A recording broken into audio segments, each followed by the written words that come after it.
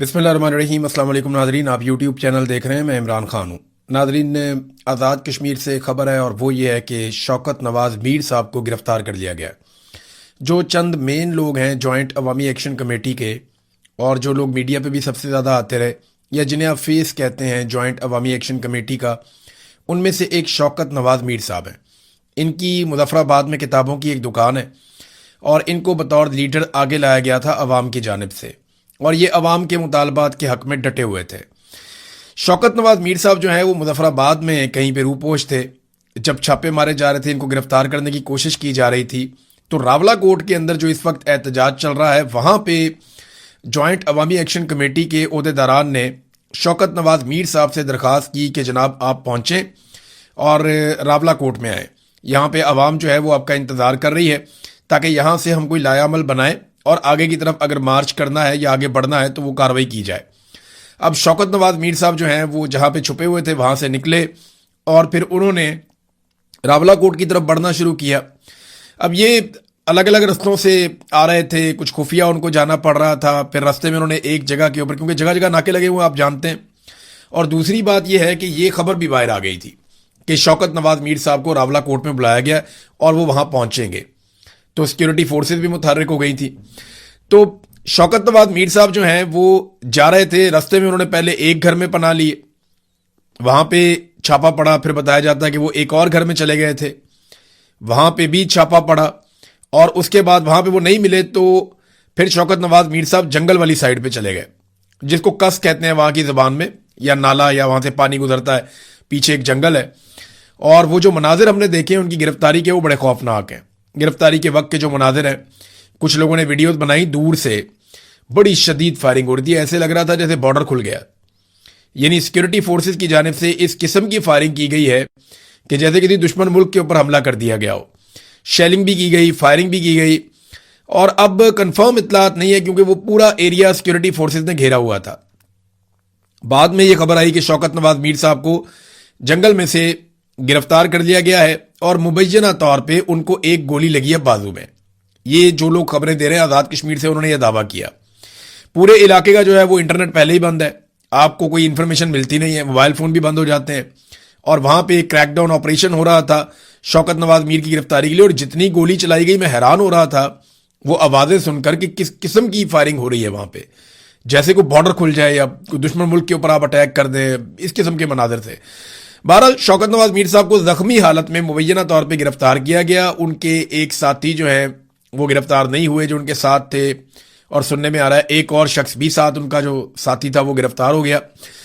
अभी तक की जो इतलात हैं वो ये बता रही हैं कि शौकत नवाज़ मीर साहब को गिरफ्तार करने के बाद आज़ाद कश्मीर से बाहर ले जाया गया। अब आज़ाद कश्मीर से निकालेंगे तो रावलपिंडी लेकर जाएंगे। अब आज़ाद कश्मीर में शौकत नवाज़ मीर साहब नहीं है, ये आज़ाद कश्मीर का मीडिया क्लेम कर रहा है। वो ये कह रहा है कि जैसे ही उन्हें सिक्योरिटी फोर्सेस ने पकड़ा तो वो उन्हें लेकर निकल गए और आज़ाद कश्मीर की हदूद फौरी तौर पे छोड़ दी। तो ये सिक्योरिटी फोर्सेस की एक बड़ी कामयाबी है कि इस तहरीक का एक मेन आदमी वो सिक्योरिटी फोर्सेस के हाथ लग गया। बहुत सारे लोग ये दावा कर रहे हैं, या जो सोशल मीडिया के अकाउंट्स हैं जॉइंट अवामी एक्शन कमेटी से जुड़े हुए, वो भी ये कह रहे हैं कि ये किसी ने गद्दारी की है और अंदर से किसी ने खबर दी है, मुखबरी की है शौकत नवाज़ मीर की, जिसकी बुनियाद पे वो गिरफ्तार हुए। अगर ये मुखबरी ना होती तो वो रावला कोर्ट पहुंच जाते। शौकत नवाज़ मीर साहब अगर रावला कोर्ट पहुंच जाते तो सिचुएशन हुकूमत के लिए शायद और मुश्किल हो जाती, लेकिन इसका रद्द-ए-अमल भी आएगा। अब उमर नज़ीर कश्मीरी साहब ने उसके बाद एक स्टेटमेंट दिया। उन्होंने खुद ये एतराफ़ किया कि हमने उन्हें बुलाया था, वो हमारे कहने पर आ रहे थे, लेकिन रास्ते में उनकी गिरफ्तारी हो गई है और उन्हें कश्मीर से बाहर मुंतकिल कर दिया गया है। लोगों को इश्तियाल दिलाने की कोशिश की जा रही है और अब रावला कोर्ट में एक बड़े क्रैकडाउन की तैयारियां हो रही हैं। पुलिस ने तरदीद कर दी है कि शौकत नवाज़ मीर को गिरफ्तार नहीं किया गया। अच्छा, ये बड़ा अलार्मिंग है, क्योंकि जब आपने किसी इंसान को लापता करना होता है जबरी तौर पे, तो फिर आप ये कह देते हैं कि पुलिस ने उसको गिरफ्तार नहीं किया, क्योंकि जिस शख्स को गिरफ्तारी डाल दी जाए फिर उसको मंजर आम पे लाना पड़ता है, उसे किसी ना किसी अदालत में पेश करना पड़ता है। अब शौकत नवाज़ मीर एक ऐसी शख्सियत है, अगर वो कश्मीर से गिरफ्तार हो जाते और पुलिस उनकी गिरफ्तारी डाल देती तो पुलिस को उन्हें अदालत में पेश करना पड़ता, और इस मौके पर पूरा शहर बाहर आ जाता, बहुत बड़ी तादाद में लोग निकल कर आ जाते। तो इस सारी सिचुएशन को अवॉइड करने के लिए उनकी गिरफ्तारी को छुपा दिया गया اور یہ دعویٰ کیا گیا کہ انہیں گرفتار کیا ہی نہیں گیا. تو اب اس وقت کل ملا کے صورتحال یہ ہے کہ شوکت نواز میر صاحب زخمی بھی ہیں مبینہ طور پہ, اور وہ جبری طور پہ انہیں گمشدہ کیا گیا ہے, اور اس وقت آزاد کشمیر کی حدود سے انہیں باہر لے جایا جا چکا ہے. یہ ہے جناب شوکت نواز میر صاحب کی صورتحال. عمر نذیر کشمیری صاحب یہ کہہ رہے ہیں کہ گن پوائنٹ پہ شوکت نواز میر صاحب سے کوئی بیان بھی دلوایا جا سکتا ہے. انہوں نے کہا کچھ ایسے لوگ ہیں جوائنٹ عوامی ایکشن کمیٹی کے جنہیں پکڑا گیا, پھر گن پوائنٹ پہ ان سے کوئی بیانات دلوائے گئے اور ان کے بیانات کو نشر بھی کیا گیا. تو بہت ممکن ہے کہ شوکت نواز میر صاحب سے بھی گن پوائنٹ کے اوپر کوئی سٹیٹمنٹ دلوا دیا جائے, لیکن اس سٹیٹمنٹ کی کوئی اہمیت نہیں ہوگی. کشمیری پیچھے نہیں ہٹیں گے, انہوں نے یہ کہا. پھر انہوں نے یہ بھی کہا کہ ہم میں سے اگر باقی لوگ مارے جائیں یا پکڑے جائیں پھر بھی آپ نے اپنی تحریک نہیں چھوڑنی, آپ اپنی تحریک چلاتے رہیں اور اپنے حقوق کے لیے ڈٹے رہیں, کھڑے رہیں. تو ناظرین, پولیس نے فی الحال تردید کر دی ہے. اور ایک اور چیز جو پتہ چلی وہاں پہ جو مظاہرین ہیں ان کی جانب سے, کہ وہ کہتے ہیں جی ڈرونز بھی آتے ہیں. اب وہ لوکیٹ کرنے کے لیے آتے ہیں, دیکھنے کے لیے آتے ہیں, جاسوسی کرنے کے لیے آتے ہیں, لیکن ڈرونز کا استعمال بھی آزاد کشمیر میں دھرنے والوں کے خلاف کیا جا رہا ہے اور کریک ڈاؤن کی ایک تیاری کی جا رہی ہے. بلکہ وہاں تقریر کرتے ہوئے جو مظاہرین ہیں انہوں نے کہا کہ جناب ہمارے اوپر کریک ڈاؤن کے لیے فورسز لائی جا رہی ہیں, تو اچھا ہے آپ ہمارے اوپر کریک ڈاؤن کریں تاکہ آپ ایکسپوز ہو جائیں اور ہمارے لیے بھی اگلے راستے کھل جائیں کہ ہم اپنے احتجاج کو وسعت دے سکیں, آگے بڑھا سکیں. اب یہ ایک دکاندار ہے شوکت نواز میر, یہ کوئی بہت امیر آدمی تو ہے نہیں, کوئی بہت جائیداد والا آدمی نہیں ہے, کوئی بہت بڑا سیاسی خاندان نہیں ہے, کوئی بہت طاقتور آدمی نہیں ہے.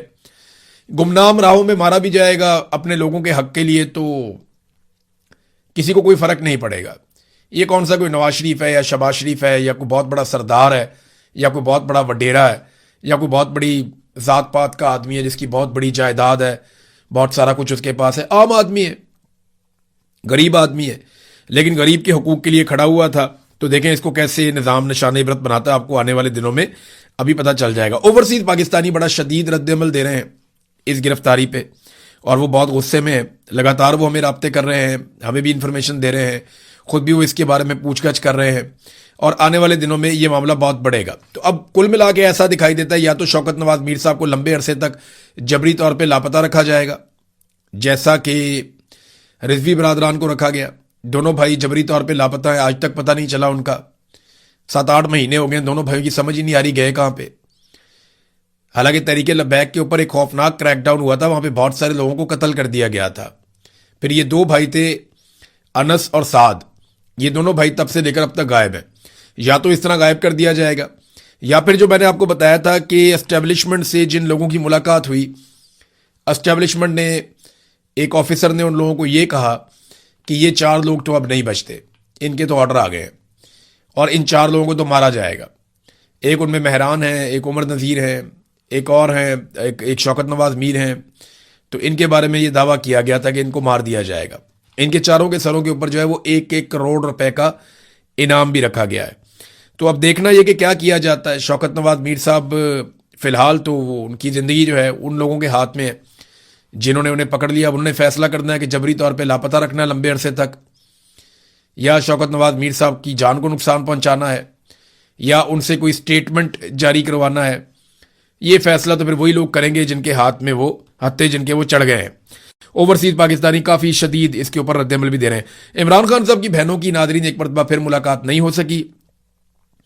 علیمہ خانم اور نورین نیازی, انہوں نے بار بار جا کے پولیس کو بھی بتایا وہاں پہ کہ جناب ہم آ گئے ہیں, جیل کی انتظامیہ کو بھی بتایا کہ ہم آ گئے ہیں.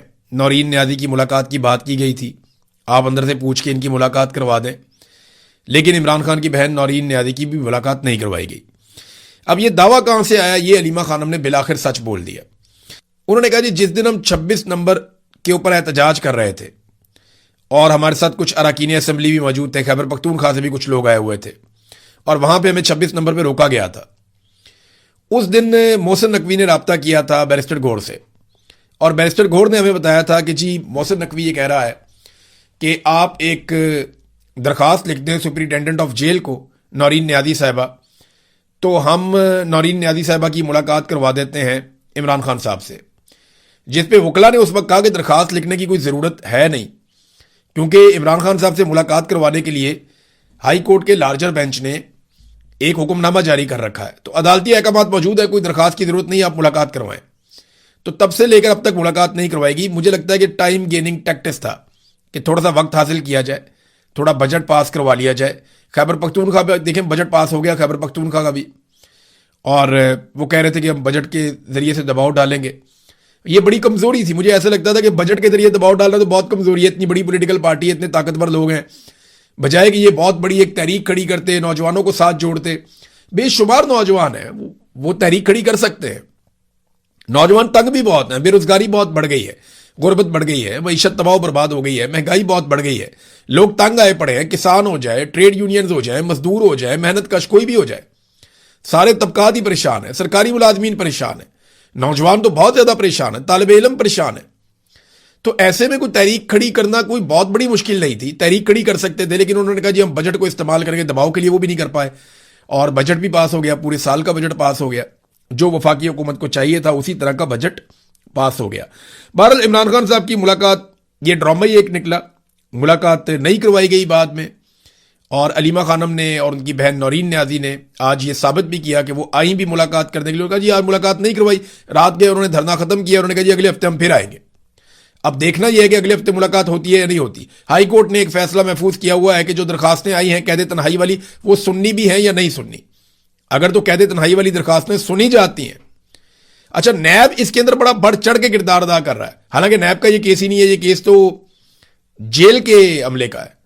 نیب کا اس کیس سے کیا تعلق ہے؟ نیب نے کیس لڑا, عمران خان صاحب کو سزا ہو گئی, سزا کیا ہوئی اس کے اوپر کیس ہے کہ جناب ہمیں سزا سنائی کچھ اور گئی ہے اور دی کچھ اور جا رہی ہے. یعنی سزا سنائی گئی ہے کہ جیل میں رکھا جائے گا, سزا دی جا رہی ہے کہ قید تنہائی میں رکھا جا رہا ہے. تو یہ معاملہ تو جیل کا اور مدعیوں کا ہے, اس میں نیب کا تو کردار ہی ختم ہو گیا. لیکن نیب بڑی متحرک نظر آ رہی ہے, ہم حیران ہوتے ہیں دیکھ کے, کیونکہ نیب کو آپ کو پتا ہے پیچھے سے چابی ملتی ہے, وہ چابی پہ ہی چلتے ہیں, جیسے انہیں چلایا جاتا ہے ویسے ہی وہ چلتے ہیں. بہرحال وہ بھی فیصلہ محفوظ ہے, وہ فیصلہ جب سامنے آتا ہے تو ہمیں آئیڈیا ہو جائے گا. فضل الرحمان صاحب آزاد کشمیر میں پاکستان پیپلز پارٹی کے ساتھ مل کر الیکشن لڑیں گے. میں نے آپ کو کئی مرتبہ فضل الرحمان صاحب کے بارے میں یہ بتایا کہ وہ بڑے اچھے کام بھی کرتے ہیں, کبھی کبھی بڑی اچھی بات چیت بھی کر لیتے ہیں, کبھی کبھی بڑی اچھی آواز بھی اٹھا لیتے ہیں کبھی کبھی.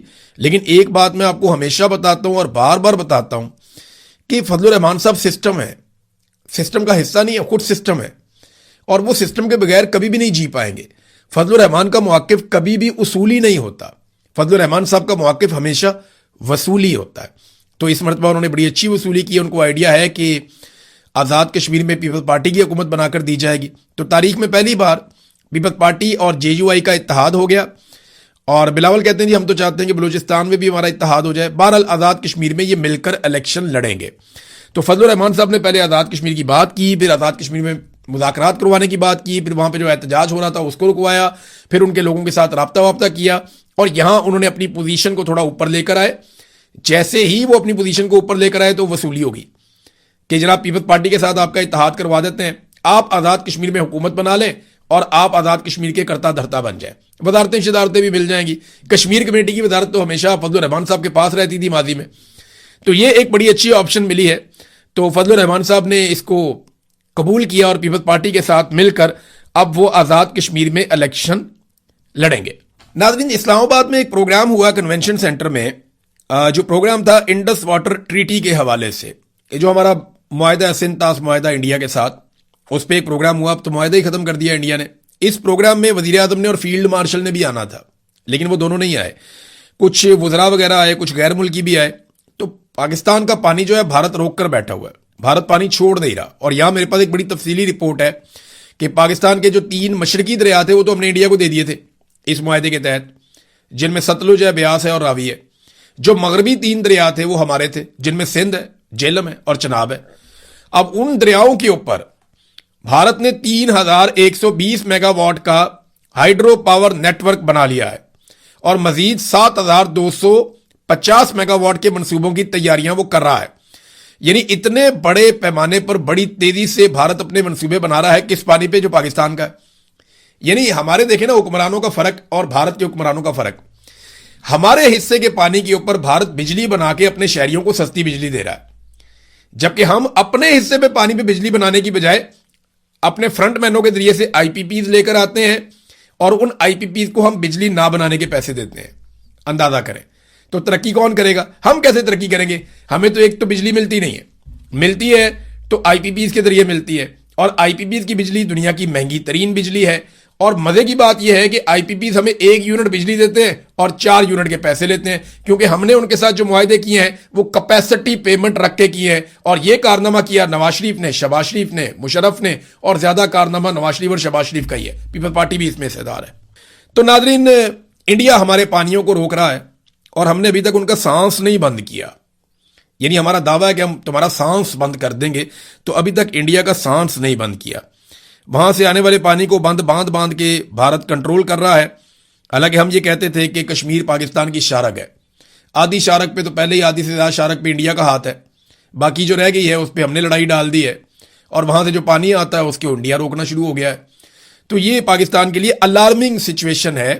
اس میں پاکستان کی حکومت کو، پاکستان کی اسٹیبلشمنٹ کو، کیونکہ ابھی اکٹھے ہی کام کر رہے ہیں یہ لوگ، پورا زور لگا کر کام کرنا چاہیے. دنیا بھر کے ممالک میں اس معاملے کو اٹھانا چاہیے. یو این میں جا کے اٹھائیں، ہر فورم کے اوپر اس معاملے کو اٹھائیں.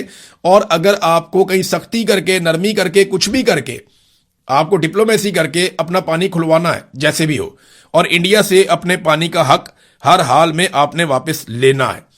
اب اضافی بجلی پاکستان میں ہے ناظرین. اس وقت جو ہمارے پاس آئی پی پیز ہے نا، ان کی کیپیسٹی اگر آپ دیکھیں تو یہ لگ بھگ 40,000 میگا واٹ سے بھی زیادہ کی ہے. ہماری ضرورت اتنی نہیں ہے، بہت تھوڑی ہے. لیکن پھر بھی لاہور سمیت پنجاب میں ہر جگہ پہ لوڈ شیڈنگ ہو رہی ہے. خیبر پختونخوا میں ہر طرف لوڈ شیڈنگ ہو رہی ہے. اور پتہ کتنی لوڈ شیڈنگ ہو رہی ہے؟ ہر گھنٹے بعد لائٹ چلی جاتی ہے، 2 گھنٹے بعد لائٹ چلی جاتی ہے، ہر 2 گھنٹے بعد، کبھی 1 گھنٹے بعد وہ لائٹ چلی جاتی ہے، اور 1 گھنٹہ 2 گھنٹہ بھی لائٹ چلی جاتی ہے. لوگ سوشل میڈیا کے اوپر بار بار شکایت کر رہے ہیں کہ جناب ایک تو آپ بجلی اتنی مہنگی دیتے ہیں، پھر آپ نے بجلی اتنی زیادہ بنا لی ہے اور اس کے پیسے آپ ہم سے لیتے ہیں، پھر بھی آپ لوڈ شیڈنگ کرتے ہیں. یعنی جو قوم کیپیسٹی پیمنٹ دے رہی ہو اس کے اوپر لوڈ شیڈنگ کرنا تو سزائے موت ہو جانی چاہیے ان لوگوں کو جنہوں نے یہ کیا ہے. میں آپ کو مثال دیتا ہوں کہ آپ پیسے پتہ کون سے دے رہے ہیں کہ آپ بجلی بنائیں نہ بنائیں، ہم آپ کو اضافی پیسہ دیتے رہیں گے، اور آپ کو لانے کا مقصد یہ ہے کہ ہماری ضرورت کی بجلی کبھی بھی ختم نہ ہو. یہ مقصد تھا نا آئی پی پیز کو لانے کا، کہ جتنی ہمیں بجلی چاہیے ہم نے اس سے زیادہ کیپیسٹی لگا لی ہے، جتنی ہمیں چاہیے ہوگی آپ سے خریدا کریں گے، اور جو آپ نہیں بنائیں گے اس کے ہم آپ کو پیسے دیں گے. وہ کیپیسٹی پیمنٹ ہم انہیں ابھی بھی دے رہے ہیں. اگر وہ 1 یونٹ بجلی نہ بنائے نا، پھر بھی ہم اگر ان کو 100 میگا واٹ کا لگایا ہوا نا، تو 100 میگا واٹ کے پیسے ہم ان کو دیں گے. پیسے ہم انہیں دے رہے ہیں، اور لوڈ شیڈنگ پاکستان میں ہو رہی ہے، دبا کے ہو رہی ہے. 10 سال پہلے جب یہ خاندان نعرے لگاتا تھا، دعوے کرتا تھا، جناب ہم پاکستان سے لوڈ شیڈنگ کو ہمیشہ کے لیے ختم کر دیں گے، آپ ہمیں ہمیشہ یاد رکھیں گے، آپ کو یاد رہے گا کہ ہم نے پاکستان کے اوپر پتہ نہیں کتنا احسان کر دیا ہے. اور آج آپ دیکھیں نا کس طریقے سے انہوں نے لوڈ شیڈنگ کا ایک مرتبہ پھر بازار گرم کر دیا ہے. شیخ رشید نے کہا تھا کہ کوئی بجلی خریدنے کے قابل بھی نہیں رہے گا، لوگ اپنے میٹر اتروا لیا کریں گے. ناظرین، ایف بی آر کی صورتحال یہ ہے کہ 1,000 ارب کا شارٹ فال ہوا ہے ایف بی آر میں، 1,000 ارب کا شارٹ فال. اور مزے کی بات یہ ہے کہ chairman F B R Vienna میں پارکو بورڈ کے اجلاس میں شرکت کے لیے 6 جولائی تک چھٹیوں پر ہے. یعنی وہ ویانا میں جا کے چھٹیاں منا رہے ہیں، اور ادھر 1,000 ارب کا پاکستان کو شارٹ فال ہو گیا. یہ ہے پاکستان میں سنجیدگی. ناظرین، افغانستان کی جانب سے ایک مرتبہ پھر پاکستان کے اوپر اٹیک کیا گیا، پاکستان کے علاقوں پہ. اس سے پہلے پاکستان کی جانب سے پکتیکا میں اور کنڑ کے اندر اٹیک کیا گیا. ایئر فورس نے وہاں جا کر حملے کیے. پاکستان کی جانب سے دعویٰ کیا گیا کہ وہاں پہ ٹی ٹی پی کے ٹھکانوں کو نشانہ بنایا گیا، جبکہ افغانستان نے ڈرون حملے کیے ہیں، جن میں سے غالباً 4 حملے خیبر پختونخوا میں اور 3 حملے بلوچستان میں چمن کے علاقے کے آس پاس ہوئے ہیں. اور ان حملوں میں اب تک کی اطلاع کے مطابق جو زخمی ہیں ان کی اطلاع آئی ہے، کچھ ایک خاتون کے جاں بحق ہونے کی بھی اطلاع آئی ہے. باقی بھی خبریں آ رہی ہیں، تفصیل آئے گی تو میں آپ کو بتاؤں گا. لیکن کافی فائرنگ شائرنگ بھی ہوئی ہے بارڈر پہ. اور افغانستان نے دعویٰ کیا کہ ہم نے داعش کے اوپر اٹیک کیا. اب یہ دونوں ممالک ایک دوسرے کے اوپر اٹیک کرتے ہیں تو بیٹھ کے بات چیت کریں، اور دونوں ممالک ایک دوسرے کی مدد سے دہشت گردی کو ہمیشہ کے لیے ختم کریں. یہ تو آئیڈیل سچویشن ہے. لیکن آپ نے ایک بات پہ غور نہیں کیا، جتنا عرصہ پاکستان کی قیادت الجھی رہی ہے ایران کے معاملات میں، امریکہ، اسرائیل اور ایران کی لڑائی کے اندر، گلف کے ایشوز کے اندر، تب تک پاکستان کا افغانستان کے ساتھ کوئی مارکا نہیں ہوا. جتنا عرصہ وہاں لڑائی چلتی رہی نا، وہ لڑائی چلتی رہی. ہم وہاں پہ انگیج رہے، ہم وہاں پہ انگیج رہے. جیسے ہی وہاں سے تھوڑے سے فارغ ہوئے، ساتھ ہی افغانستان کے ساتھ لڑائی شروع ہو گئی. یہ علیمہ خانم نے بھی کہا تھا، اور باقی لوگ بھی کہہ رہے تھے کہ ہم حیران ہوتے ہیں کہ جب یہ لوگ انگیج ہو جاتے ہیں تو دہشت گردی بھی بند ہو جاتی ہے. تو یہ بہت حیرت والی بات ہے، ان چیزوں سے سوالات اٹھتے ہیں. تو کہیں پہ بھی مصروف رہیں, جو روٹین کے معاملات ہیں وہ چلتے رہنے چاہیے. ناظرین, آخری خبر میں ایران کے حوالے سے آپ کو دوں کہ ایران میں جو معاملات ہیں نا وہ پوری طرح سے ایسا لگتا ہے کہ جو اسٹیٹ کے معاملات ہیں وہ ان قوتوں کے کنٹرول میں ہیں جو بہت اینٹی امریکہ ہیں. یعنی ابھی باقر کالیباف کا ایک انٹرویو چل رہا تھا ایران میں ان کے اپنے سرکاری ٹی وی پہ, تو وہ جب تک امریکہ کے خلاف بات چیت کرتے رہے, مذاکرات کے حوالے سے باقی چیزوں پہ بات کرتے رہے, اور جب تک وہ یہ کہتے رہے کہ ہمارا ہاتھ ٹریگر کے اوپر ہے, ہم دیکھیں گے, ہم کسی وقت بھی دوبارہ لڑ سکتے ہیں, تب تک ان کا انٹرویو چلتا رہا. لیکن جیسے ہی انہوں نے تنقید کی ان لوگوں پر جو مذاکرات کے خلاف ہیں, تو فوری طور پہ انٹرویو ختم کر دیا گیا. لیکن بعد میں کہا گیا انٹرویو جو ہے وہ باقی انٹرویو کل چلایا جائے گا. بہرحال یہ بتاتا ہے کہ ایران کے اندر سسٹم ابھی بھی بہت طاقتور ہے اور مجتبیٰ خامنہئی کے کنٹرول میں ہیں تمام چیزیں, اور جو لوگ مذاکرات کے حامی ہیں ان کے پاس یہی موقع ہے کہ وہ کسی طرح امریکہ کے ساتھ ایک اچھی ڈیل کو انجام تک پہنچائیں, ورنہ ایرانی لوگ جو ہیں وہ مذاکرات کے کوئی اتنے حامی فی الحال نہیں ہیں. اب تک کے لیے اتنا ہی. اپنا خیال رکھیے گا, اپنے چینل کا بھی. اللہ حافظ.